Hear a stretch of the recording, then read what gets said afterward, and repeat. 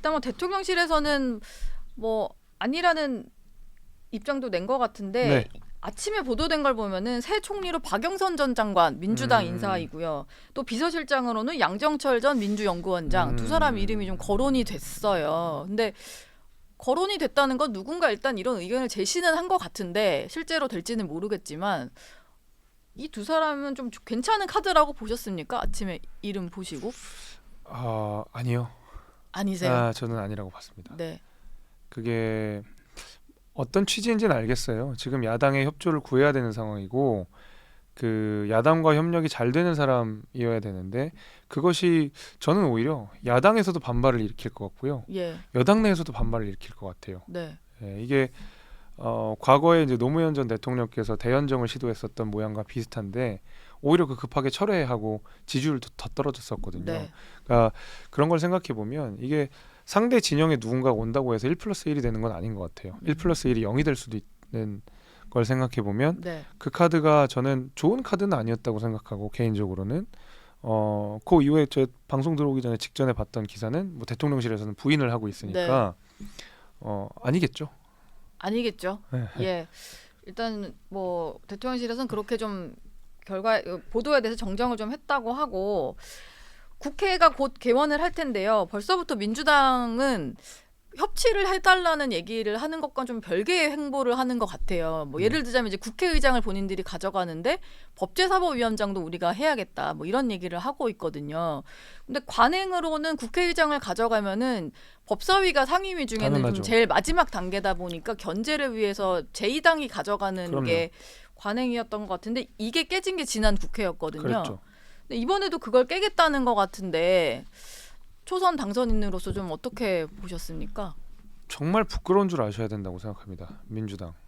그 과거에 우리 국회가 지켜왔던 전통들이라고 하는 것이 관행이라고 하는 것이 예, 그냥 관행이 아니거든요. 항상 필요했고 네, 아무리 의석수가 많고 욕심이 나더라도 그거는 금기 같은 거였었어요. 예, 그러니까 이거는 건들면 안 된다. 아무리 우리가 힘자랑을 하더라도 네, 이거는 두자라고 했던 것이 대표적으로 법사위원장 자리 같은 것들이잖아요. 예컨대 18대 때 저희가 보수당이 완전 압승을 했고 예, 사실 뭐 친박연대 이런 걸 합치고 그러면 거의 200석 가까이 된 때였어도 법사위원장은 민주당에게 넘겼었어요. 네, 훨씬 더 힘자랑을 많이 할 수 있는 상황 속에서도 그게 관행이고 국회의 전통인 거거든요. 지금 민주당을 보게 되면 관행, 전통 이런 거는 그냥 다 눈에도 안 들어오는 것 같아요. 네, 보면 상임위에서 우리 뭐 꼼수 탈당했다. 물론 법적으로는 문제 없죠. 예, 하지만 우리가 지켜왔던 관행과 완전히 벗어나는 문제들이고 법사위원장도 마찬가지잖아요. 법적으로 문제는 없죠. 예, 그렇지만 관행이 완전히 깨지는 거면 그럼 이렇게 되는 거예요. 뭐 항상 우리 정부를 향해서 민주당이 비판하는 것처럼 아니 이게 무슨 사법의 영역이냐 옳고 그름 따지는 거냐 네, 정치의 영역 아니냐 국민들이 궁금해하신다라고 그렇게 비판하던 본인들이 네, 다시 한번 이거는 우리 위법 아닌데? 라고 나오는 거랑 똑같은 거예요. 굉장히 그 위선적이고 국민들 기만한 일이라고 생각합니다. 예. 근데 어쨌든 밀어붙일 것 같은데요. 어떻게 보세요? 지난번에도 한번 했던 일이라 이번에도 뭐 이렇게 두 개 다 가져가는 거는 민주당 입장에서는 그렇게 어려운 일은 아닐 것 같은데 뭐 이쯤 되면 진짜 막 하자는 얘기죠. 가자는 얘기다. 막 하자는 얘기입니다. 예. 어, 그리고 또 이 문제가 있습니다. 아마 개원 전에 이 부분은 처리가 될 것 같은데 민주당에서는 21대 국회 안에 처리를 하자고 해서 5월 초에 최상병 특검법을 처리하겠다라는 입장이거든요. 근데 여권 내부에서도 목소리가 좀 다양하게 나오는 것 같아요. 지금 또 대표 권한대행 체제다 보니까 이게 구심점도 없는 상태여서 목소리가 정말로 이제 여러 얘기들이 나오는데 일단 윤재욱 원내대표 같은 경우는 독소 조항이 여전하다 이렇게 좀 지적은 하고 있거든요. 법을 전공하셨으니까 좀 이 특검법에 독소 조항이 여전히 남아 있다라는 거에 대해서는 좀 어떻게 보십니까? 그러니까 이런 거예요. 제가 이제 22대 국회에서 일을 처리하면 좋겠다라고 말씀을 드렸던 거는 예. 우리가 선거에서 이겼다 졌다만 가지고 급하게 막 법안을 통과해서는 안 된다고 생각해요. 네. 그런 선례가 남으면 안 된다고 생각해요. 특검법을 띄우는 거는 굉장히 신중해야 되고 또 조항을 꼼꼼하게 따져봐야 되고 수사 대상을 명확하게 해야 되고 여야가 어떻게 추천권을 가지고 있는지에 대한 치열한 토론이 있어야 되거든요. 네.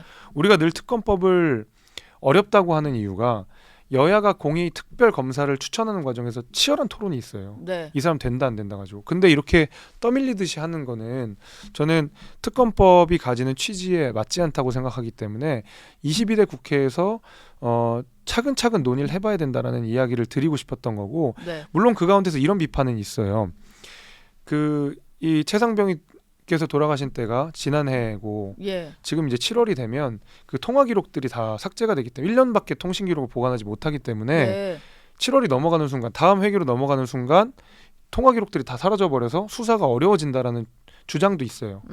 그러나 그 해당 법안을 보게 되면 네. 대통령령으로 이 수사 통화 기록들을 더 늘릴 수 있습니다. 보관 기간을요? 보관 기간을 더 늘릴 수 있습니다. 이렇게 되면 일단 우리가 수사 자료를 확보해 놓은 상태에서 정치적으로 충분한 논의를 할 시간을 벌 수 있잖아요. 네. 21대 국회가 끝나는 마당에 굉장히 중요한 법안들을 우수수 통과시키는 거는 저는 그거 국민들께서도 납득하기 어렵다고 생각하거든요. 네. 그래서 이런 정치적으로 휘말려서 특검법이 돼서는 안 된다. 훨씬 더 꼼꼼하게 따져보고 우리가 문제가 있다면 털어낼 건 털어내가면서 해야 된다는 거죠.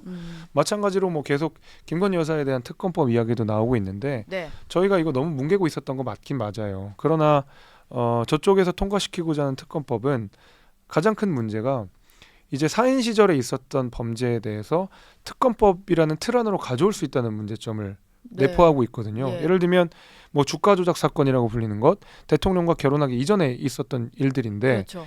이런 거를 그 권력형 범죄로서 규정하고 특검법 안으로 들어오게 되면 앞으로 모든 대통령은 회사 시절에, 네. 그다음 뭐 변호사이던 시절에, 학교 다니던 시절에 미진했던 수사에 대해서 전부 특별법을 만들 선례를 남기게 됩니다. 네. 그러니까 이런 것들에 대해서 저는 우려 사항이 있는 거고, 당연히 권력형 범죄라고 보여질 여지가 있는 것, 그리고 검찰이 미진하게 수사해서 국민적 의혹이 커지고 있는 것, 이런 것에 대해서는 수사 범위 안에 넣고 우리가 토론해 볼 수 있지만 그냥 저 사람 밉다 해서 우수수 몰려가서 특검법 만들고 이거 좀 의혹이 있는 것 같다 해 특검법 만들면 앞으로도 모든 정치적 현안에 대해서 특검법을 만들어야 되는 나쁜 선례를 남기게